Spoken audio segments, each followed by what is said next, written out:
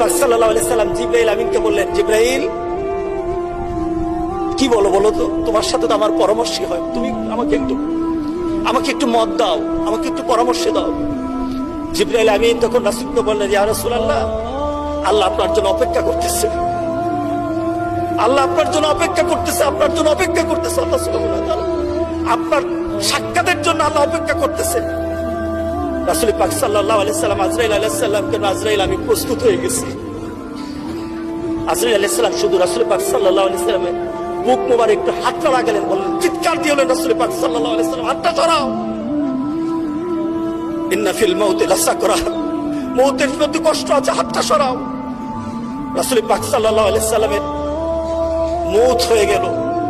রাসূল পাক সাল্লাল্লাহু আলাইহি সাল্লামের জানটাকে এমন ভাবে নিয়ে গেলেন, গোটা পৃথিবীর এমন শান্তির সাথে আরো কারো জানকে আল্লাহ সুবহানাহু ওয়া তাআলা কবজ করানোর ব্যবস্থা করে নাই।